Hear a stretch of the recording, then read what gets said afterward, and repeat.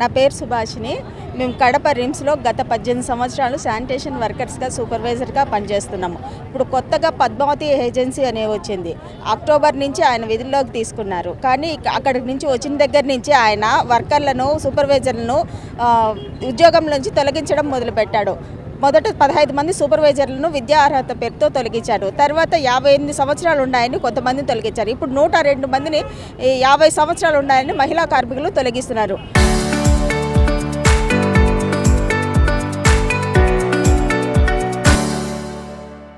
దీన్ని మేము మా ఉద్యోగాల భద్రత కోసం మేము కోరుతున్నాం సార్.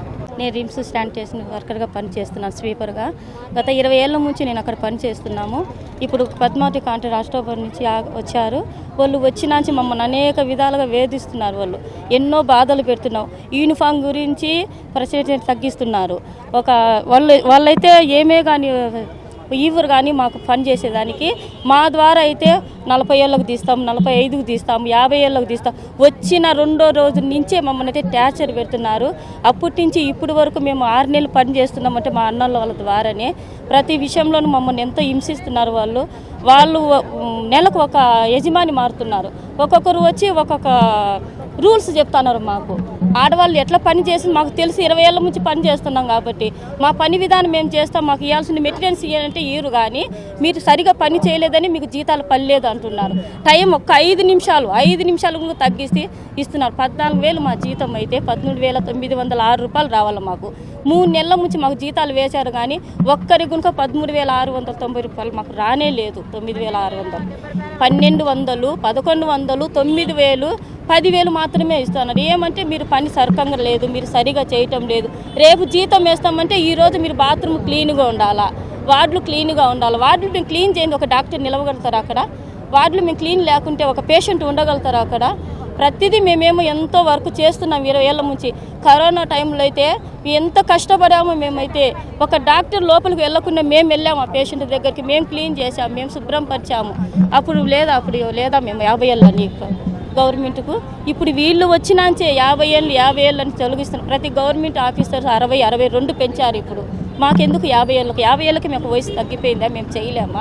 ఇప్పుడిప్పుడే మా బిడ్డలు ఎదుగొచ్చారు. మా బిడ్డలు మా కాడికి వీళ్ళు వచ్చినాంచి అనేక కష్టాలు పెడుతున్నారు, మమ్మల్ని బాధ పెడుతున్నారు.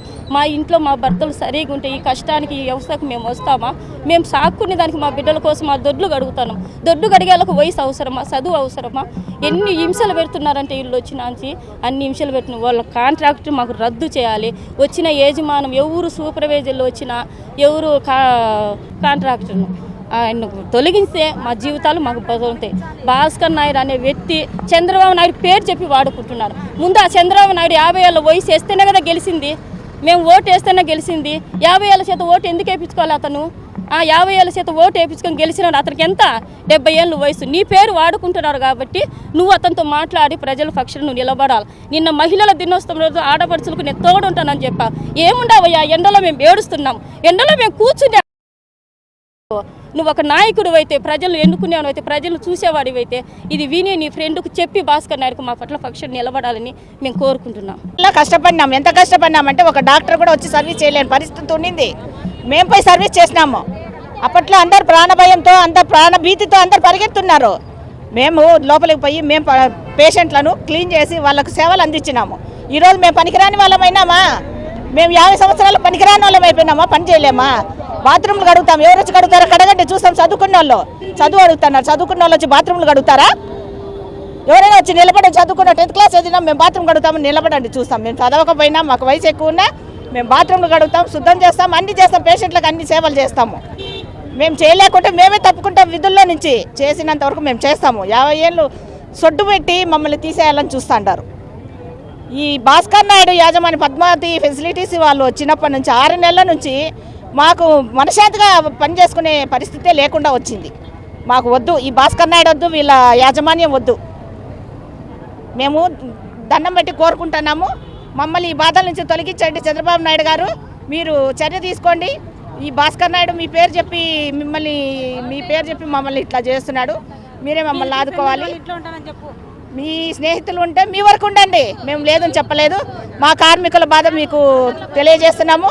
మీరు దయచేసి చర్య తీసుకోండి. రెడ్డి ఉన్నప్పుడు మాకు ఇక్కడ కొండంతా కొట్టేసి మాకు డ్యూటీలు ఇచ్చినాడు. అప్పుడు ఏం అడగలే మమ్మల్ని. 10th క్లాస్ సర్టిఫికెట్లో అవన్నీ ఏం అడగలే.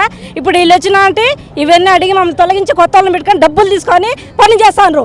ఇప్పుడు మేము లేకుండా పని జరుగుతుంది.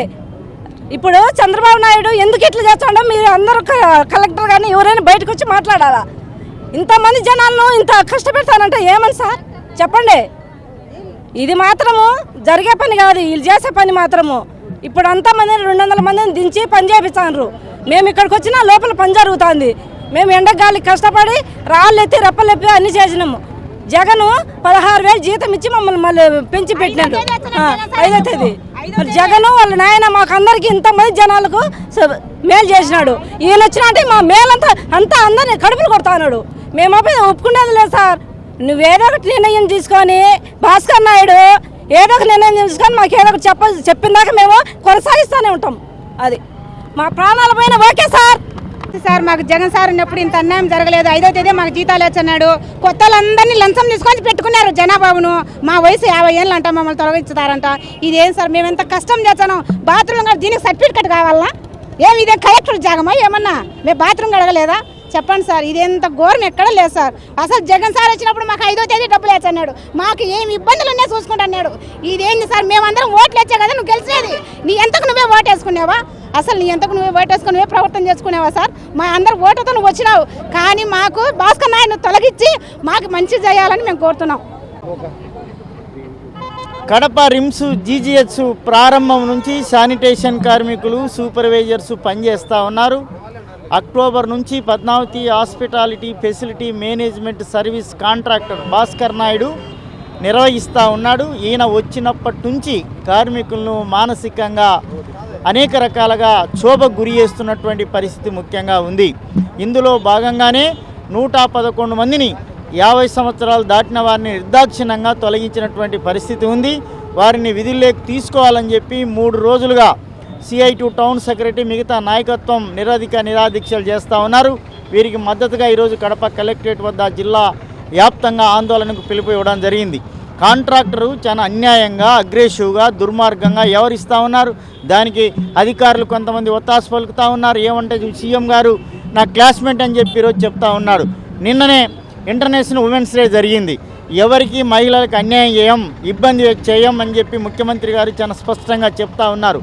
ఒక పక్క న్యాయం చేస్తామని చెప్తున్నారు.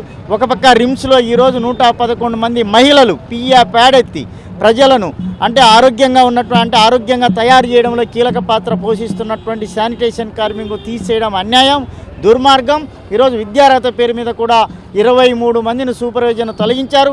వాళ్ళని విధుల్లో పెట్టుకోవాలని చెప్పి మేము చెప్పదలుచుకున్నాం.